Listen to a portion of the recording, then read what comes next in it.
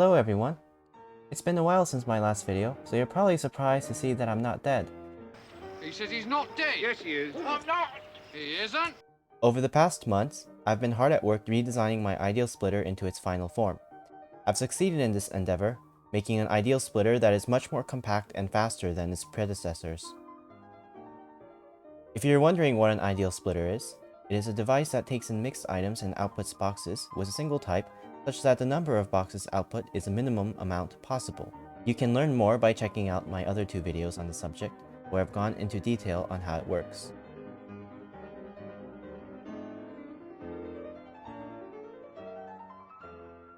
Since publishing my last ideal splitter, there have been some criticisms, which I've noticed falls under three flavors.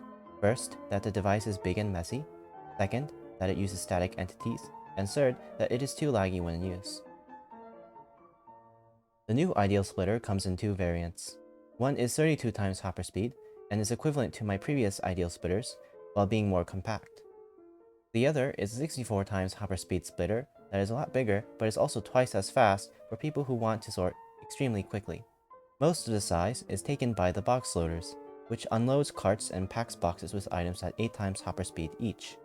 These loaders are hopper locked, and do use disposable carts inside the loaders to remove all entities when the device is inactive. The splitter also features a built-in box unloader, which uses carts to empty boxes quickly without destroying them. Though I would still recommend using an external box heater if you can tolerate losing boxes, because it is so much faster to unload the items.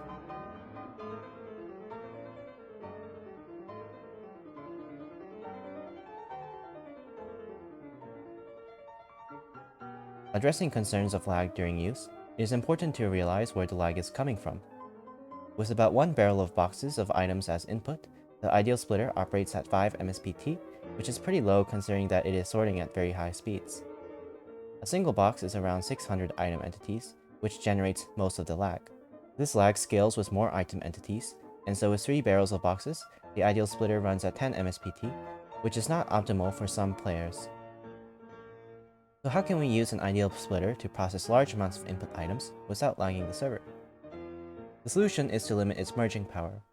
Merging power is defined as a ratio between the amount of input items that can be searched to put into a single box of output. A conventional splitter has a merging power of 1, and therefore doesn't merge at all, since only one box of input can contribute to a box of output. Meanwhile, the ideal splitter has a theoretical merging power of infinity, since it can grab from an unlimited set of input items to put into a single box. The closer you are to infinite merging power, the closer you are to having ideal output with minimal partial boxes and less post-processing.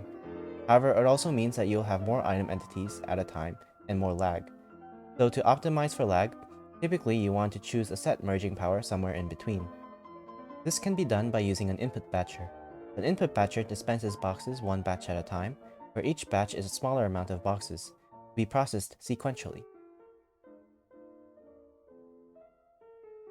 In this case, the batch size is a whole double chest. This ensures that the amount of item entities in the world at a time is capped when you have a lot of input. It is important to note that the ideal splitter will still process all the items with batching at the same speed without batching and take approximately the same amount of time. However, it will also output more partial boxes since your merging power is reduced. A typical ideal splitting-based merging loop uses the ideal splitter for both splitting and merging to eliminate the need for a separate merger array. So if your merging power is too low, it may take many more iterations to get full box outputs and take longer to finish. Therefore, you need to strike a right balance depending on your needs and the capabilities of your server. I suggest figuring it out by testing the ideal splitter on your system. Alternatively, you could have a control panel option in your storage system to allow the player to set the merging power cap depending on the variance of their input, the load of the server, and how important it is to sort it quickly.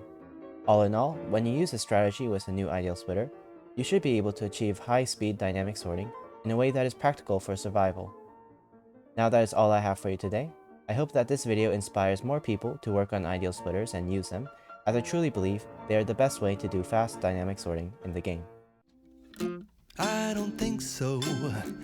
No, no, no, no. Maybe someday